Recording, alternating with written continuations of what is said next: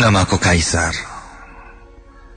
Kejadian ini terjadi beberapa tahun yang lalu, ketika aku merayakan kelulusan SMA bersama teman-temanku. Sejak kelas 1 SMA, aku mempunyai sahabat dekat dan selalu menghabiskan waktu bersama mereka. Mereka adalah Rehan, Naufal, Nabil, dan Kian. Kami sudah dekat sejak kami satu kelas dan menghabiskan masa orientasi, juga eskul bersama-sama. Sayangnya, ketika lulus, kami harus berpindah dan kuliah di tempat yang berbeda. Ada yang keluar kota, ada yang mengambil pendidikan akpol, bahkan ada yang keluar negeri. Hanya aku saja mungkin yang akan kuliah di Bandung.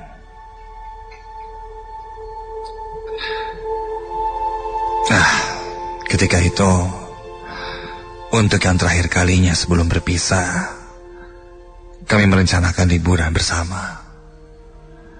Kami berencana menginap dan menyewa sebuah villa di daerah Ciater.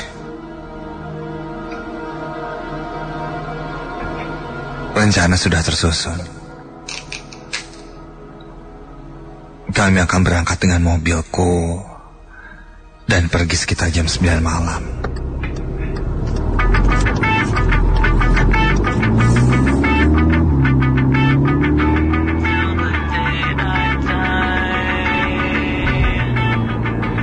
Tumben nih, arah Lembang gak macet. Sepi gini mah horor sih. Apalagi kita lewat tanjakan Emen. Tuh tanjakan kan angker. Oh iya, gua inget. Katanya kan nama supirnya tuh Emen. Terus doi kecelakaan dan meninggal di sana, dan arwahnya suka ganggu gitu katanya. Dan kalau nggak mau diganggu pas lewat harus buang rokok kan? Seriusan lu? Awas ntar sakit paru-paru tuh hantu. Kebanyakan ngerokok sih. Bisa aja loh. Guys, daripada Geja ngomongin begituan, gimana kalau kita isi perut dulu? Ya nggak sih? Lapar gue.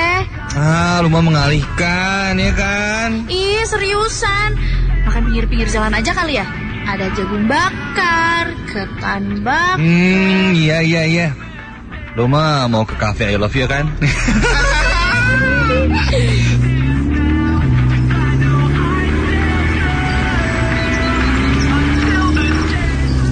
Kami pun akhirnya berhenti di salah satu warung di pinggir jalan. Entah kenapa, saat itu kondisi sangat sepi. Bahkan warung-warung di sana pun sepi. Kulihat jam menunjukkan hampir jam 11 malam.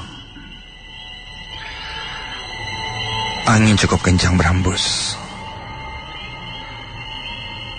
Tak lama, seorang ibu membawa makanan pesanan kami. Mie kuah dan jagung bakar. Ya, lumayanlah menghangatkan badan kami. Ibu itu bertanya mau kemana kita. Aku menjawabnya, mau ke Ciater. Dan ibu itu berpesan agar berhati-hati di tanjakan Emen. Sering terjadi kecelakaan.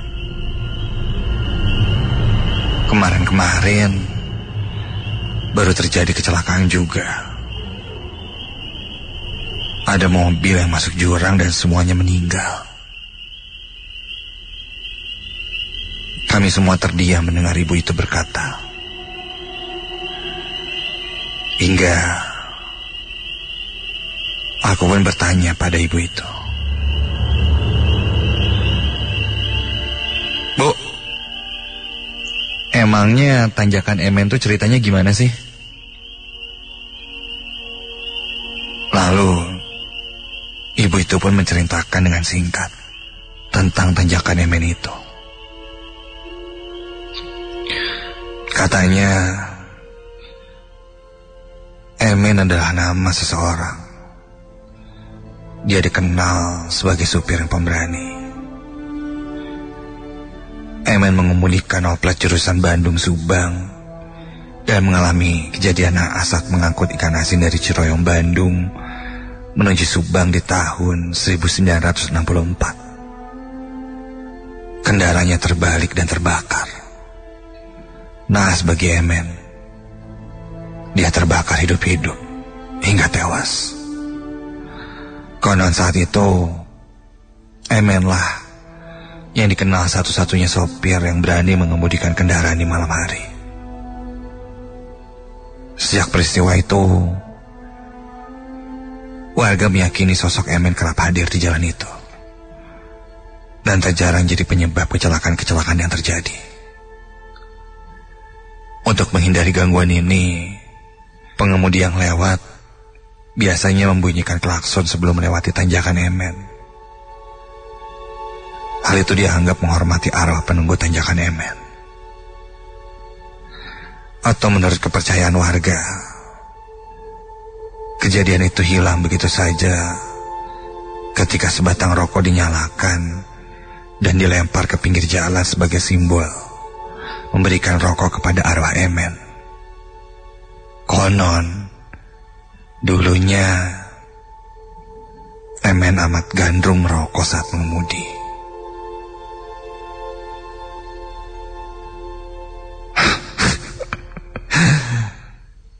Aku tersenyum mendengar cerita ibu itu. Itu kan kejadiannya tahun 64. Sekarang udah tahun 2000-an. Ya mana mungkin masih terjadi. Itu cuma mitos. Begitu kataku. Namun teman-temanku yang lain nampaknya tersugesti dengan cerita itu, hingga ketakutan mendengarnya. Setelah cukup ngobrol, kami pun pamit dan melanjutkan perjalanan.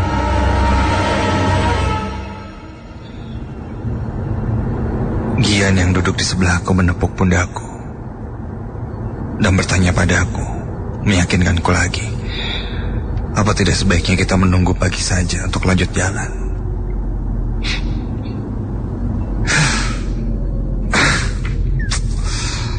Kalian kenapa sih? Come on. Ini tuh liburan kita. Masa gara-gara cerita hantu si ibu tadi lo jadi takut kayak gitu sih? Lagian nih ya, udah kan zaman udah beda men. Masih aja percaya begituan. Nih gue yakin ya, cerita-cerita kayak gitu dibuat biar kita tuh gak kebut-kebutan di jalan dan lebih berhati-hati. That's it. Jadi kita lanjut ya. Oke? Gini deh, kalau kalian takut, kalian tidur aja. Ntar gue bangunin pas sudah nyampe. Begitu kataku, untuk meyakinkan teman-temanku agar perjalanan dilanjutkan.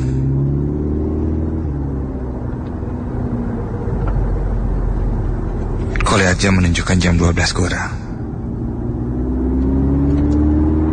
Kalau tidak salah, setauku beberapa kilometer lagi aku akan melewati tanjakan itu. Aku menancap gas mobilku di jalan yang sepi dan berkabut tebal ketika itu.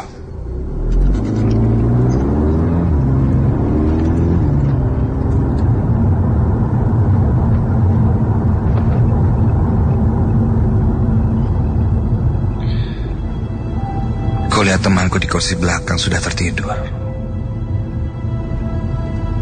Yang duduk di sebelahku adalah Gian. Sesekali kepalanya terkatuk. Dia pun terlihat mengantuk.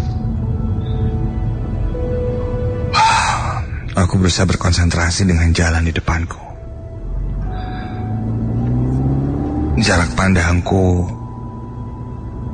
berkurang karena kabut.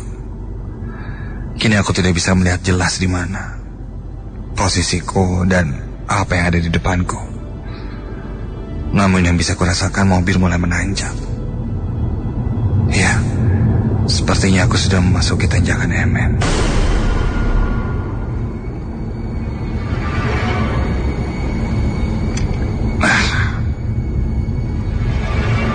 Mobilku terasa menanjak di tanjakan itu dan lumayan berat. Aku coba terus melihat ke depan. Kabut itu terlalu tebal. Bahkan lampu mobilku saja tidak cukup menembusnya. Aku terus tancap gas mobilku. Namun lagi-lagi mobil ini terasa sangat berat. Seolah-olah mobilku ini hanya tertahan di situ-situ saja.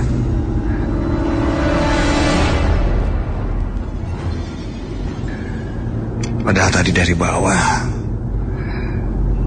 tidak ada masalah apapun. Aku atur gigi untuk menanjak dan kupaksakan mobil ini. Sampai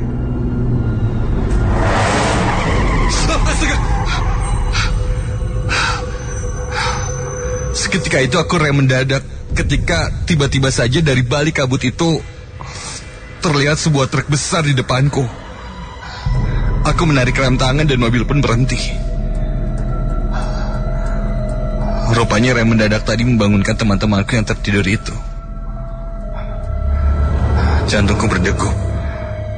Untung masih bisa aku selamatkan. Masih bisa aku injak rem itu. Kira-kira hanya berjarak 1 meter saja di depanku itu ada sebuah truk yang berhenti di tengah jalan. Sebuah truk lusuh. Penasaran aku pun turun dari mobil. Teman-temanku masih terlihat kebingungan. Aku turun dan dari balik kabut-kabut itu kulihat di depanku ada sebuah truk yang sebenarnya tidak terlalu begitu besar. Bagian baknya tertutup kain terpal coklat. Mobil itu berwarna merah dan terlihat usang juga kuno. Pantas saja mogok. Truk butut kayak gini. Tahun berapa nih truk? Mana lagi supirnya? Aku dekati ke kursi pengemudinya. Kosong. Tidak ada siapa-siapa. Mana sih nih? Oi! Oi! Ini jangan parkir tengah jalan gini dong. Halo? Pak? Pak? Mana sih? Sampai terdengar suara seseorang yang berjalan dari arah semak-semak di sebelah kananku itu. Perawakannya kulihat seorang laki-laki yang berjalan tergopoh-gopoh menuju ke arahku. Ini pasti supirnya nih. Kabut yang tebal menghalangi pandanganku untuk melihat jelas laki-laki itu.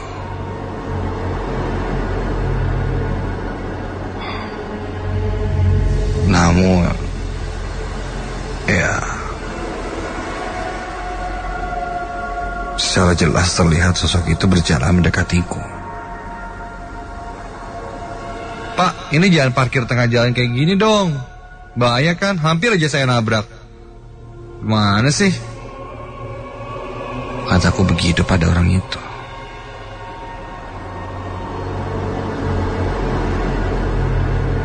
Kini terlihat orang itu semakin cepat berjalan mendekatiku.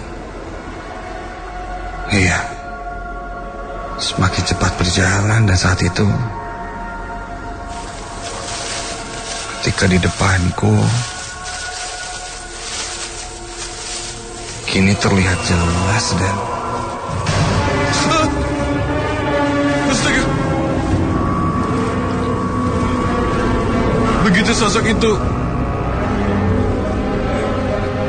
berada di dekatku, terlihat jelas di depanku seorang laki-laki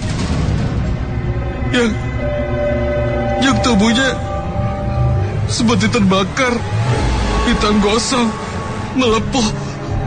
Namun bola matanya masih terlihat menatapku marah, tercium bau habis yang menyengat ketika dia datang, dan juga seperti bau gosong.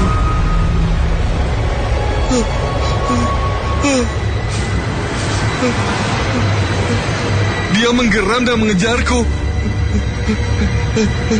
Aku langsung berlari masuk ke dalam mobil. Teman-temanku terlihat kebingungan. Gian bertanya padaku kenapa berhenti dan merem mendadak. Ku bilang ada truk yang berhenti di depan, sambil aku tunjuk mobil di depan tadi. Tapi, loh, hah? Truk itu tidak ada. Mobil truk itu tidak ada. Di seketika itu kabut pun menghilang perlahan. Jalanan depan mobilku itu jelas-jelas kosong.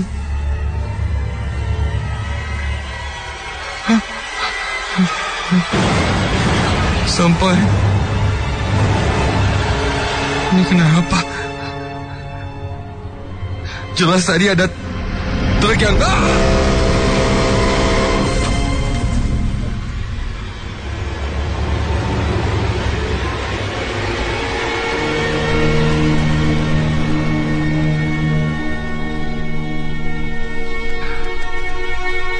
Malam itu mobil kami tertabrak dari belakang.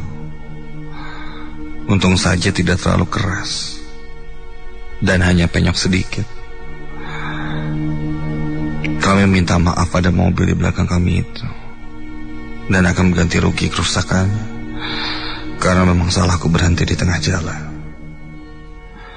Perjalanan pun kami lanjutkan dan kami lewati tanjakan itu.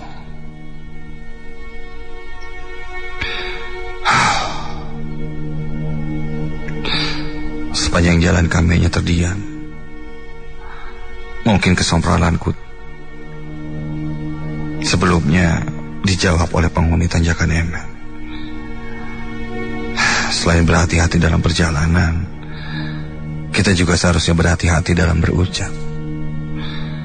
Kejadianku ini terjadi beberapa tahun yang lalu. Sekarang tanjakan Emen telah diperlebar. 2 jalur menanjak dan 1 jalur menurun. 2 lajur menanjak memberi kesempatan bagi pengemudi berkonsentrasi menjaga laju kendaraannya saat mendaki. Sementara 1 lajur menurun agar supir tetap berhati-hati menjaga keseimbangan gas dan rem sehingga mobil tetap terkendali.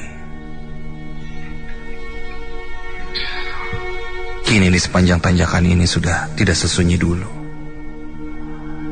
Selain ramai penjajah makanan, juga bengkel darurat pun tersedia, seperti servis kopling, rem, bensin, bahkan tambal ban.